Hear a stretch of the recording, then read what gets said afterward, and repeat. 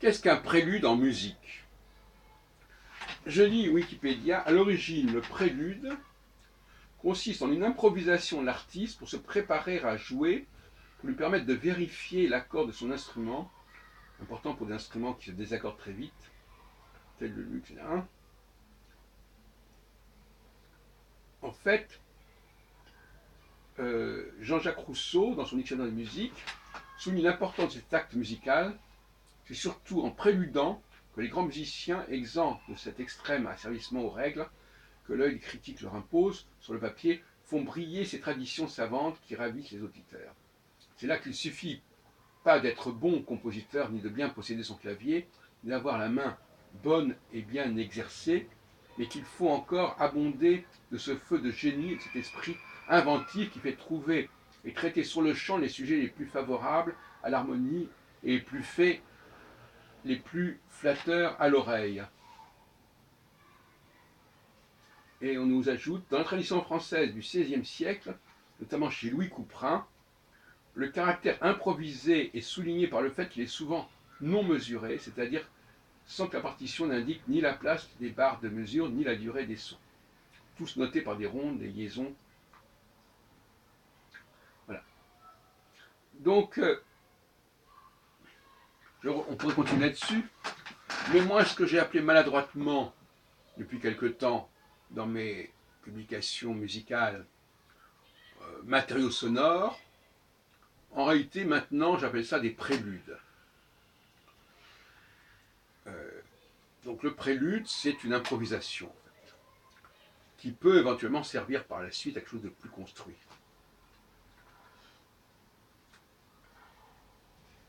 Et j'emploie l'expression prélude pour pianiste et pas pour piano. Parce que, c'est la nouvelle formulation aussi, parce que pour moi, le pianiste, c'est pas seulement quelqu'un qui joue du piano, c'est quelqu'un qui joue du piano, mais qui joue aussi de son corps, de sa voix, qui siffle, qui fait des bruits avec sa gorge. Et par conséquent, je préfère considérer le pianiste comme un ensemble. Quelqu'un qui joue, qui est dans la percussion, si on veut, mais qui peut aussi se siffler, qui peut aussi faire du bruit. Et j'écris pour ce pianiste-là, qui joue du piano, mais qui joue de lui-même également, qui joue en lui-même. Donc c'est bien qu'on nous ait rappelé récemment, lors d'une soirée à la Cité internationale des arts, je ne me souviens plus du nom de ce compositeur, que le prélude, c'est une expression qui qualifie l'improvisation. L'improvisation, c'est quelque chose qui est tout à fait remarquable, comme l'a dit d'ailleurs Jean-Jacques Rousseau, là justement, qu'on vient de dire, qui était compositeur, qui a fait un opéra notamment, très connu. Et le prélude, c'est là que l'on prend des risques, en fait. C'est là que le compositeur prend des risques, il travaille sans filet.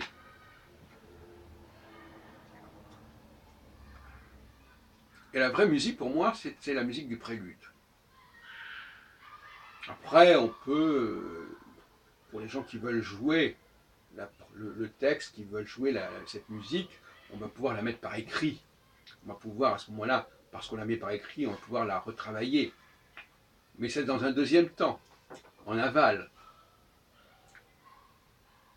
Le passage, en quelque sorte, de l'oral à l'écrit. Si on peut dire que le prélude, que le fait de jouer la musique sans l'écrire, c'est de l'oralité. Pourquoi pas? C'est pas une mauvaise façon de présenter les choses.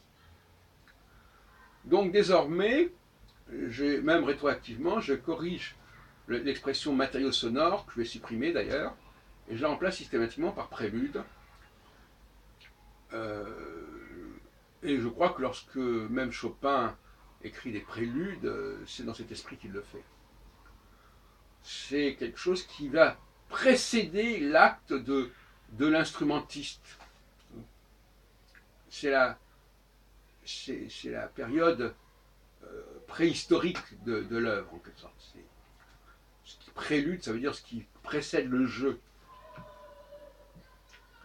ce qui est en amont du jeu. Voilà. JEU.